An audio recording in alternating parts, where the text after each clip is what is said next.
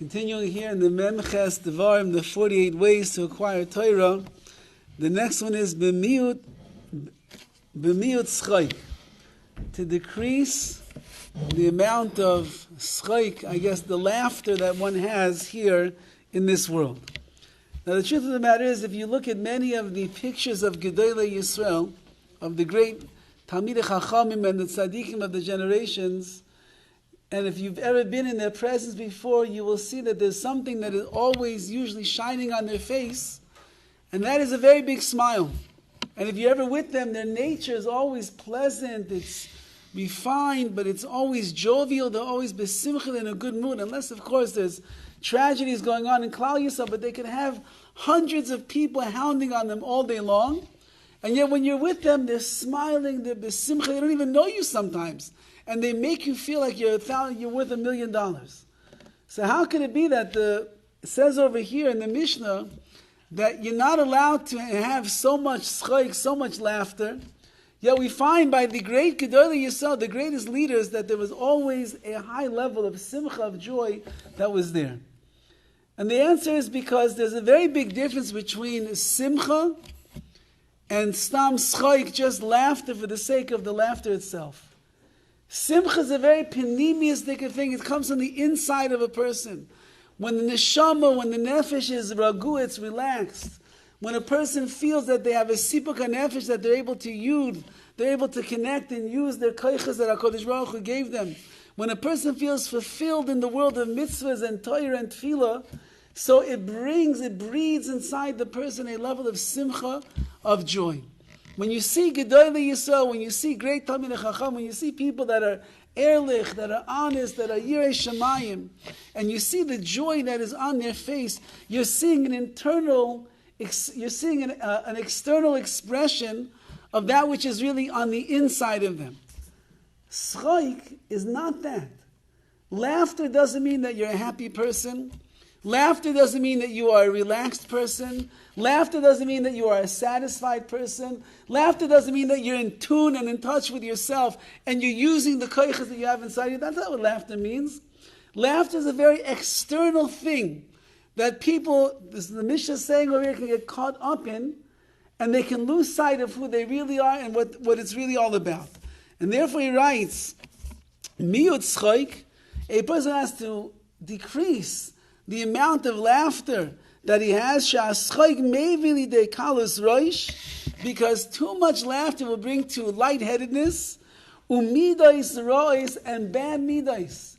A person loses themselves in the world of laughter. I don't know anybody, the last time anybody ever went to the improv for the comedy hour, who walked out at tzaddik?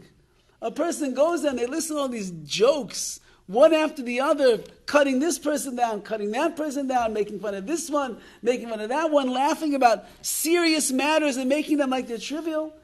Somebody walked out of there, a big tzaddik. They walked out with more yirah shamayim. They walked out closer to the Ribono Shel Olam. It's the opposite. That kind of a laughter say Chazal over here, that is something that is negative, whereas the simcha, that which is the panemius on the inside, that will work well.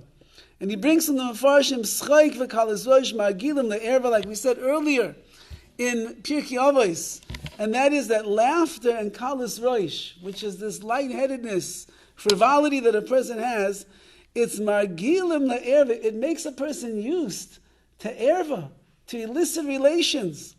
V'kol sheken shemevi de bittul Torah, all the more so, it's going to bring a person to bittul Torah. He's so busy laughing, less time to learn.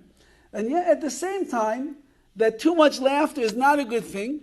We do find in the Gemara tells us that before they would begin their shiurim, before they would begin their drashas, there was always milid de b'chusa, there was the word of joke, of jest, of some kind of laugh that they would try to elicit from the people that were there in the crowd, because when laughter is used in the right way, when it's a laughter that has some kedusha that's attached to it, when it's laughter with a tachlis, with a purpose, it opens a person up. When the heart is open with joy, when the mind is open with joy, when you're in a good mood, then the Torah is able to go right inside over there. I think this is the Maisa was the beginning of Shalom Shadron, who was the Maggid of Yerushalayim, the Rebbe of Pesach Kron.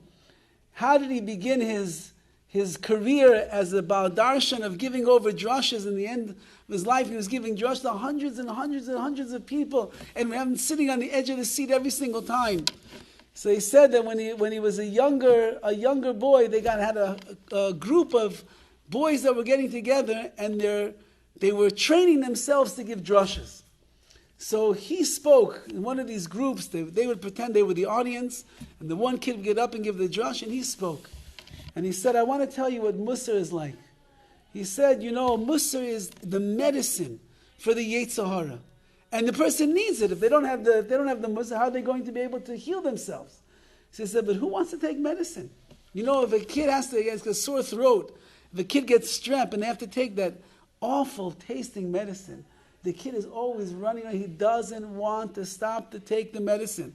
So what do the parents do? So some parents take the kid, they pin him down on the ground, they pour it down his throat. But he said that's not the way to go. He says, what do you do with the kid? He says, you get the kid. You start playing with them, and you're talking to them, you're joking around with them, and when the kid starts laughing and his mouth is open, then you pour the medicine down the throat. He said the same thing is with Musar.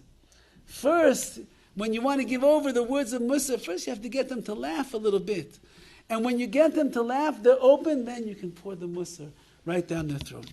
Says the Mishnah over here that too much excessive laughter, a person will just lose themselves. They'll be in the world of jest. They'll be in the world of kalis rosh with a light head. A little bit of laughter is a very good thing because it's poteach. It opens the person up so they're able to receive the divrei Torah that is there. So you have to be happy, you have to smile, you have to laugh, but it can't be to excess, because it becomes excess, as he's writing over here. I'll just share with you one more idea that he writes, and that he says that too much laughter, hepech ha-machshava, this is the moral, it's the opposite of machshava, the opposite of thoughts. When you're laughing, when you're rolling on the floor, when you're cackling away like a hyena, not many people are really thinking. Too much laughter, it's mevatel, it cancels out the seichel, the way the mind works. It's going to come through leitzanos umahus ha-leitzanos heim hadvarim shein behem mamish rak hitul. What is leitzanos? What is being too joking about things? He says there's ein dvar mamish. There's nothing really there. Hepach ha-seichel. Seichel is supposed to be sharp, clear, understanding with a great sense of clarity. Schaik is just the exact opposite. So therefore we have to be careful. We have to be on guard. Be happy. Don't worry. Everything is good. Be besimcha, however, don't get lost in that world of joke and laughter and leitzanos, because if a person does that, it will take them away from the Torah that they want to accomplish.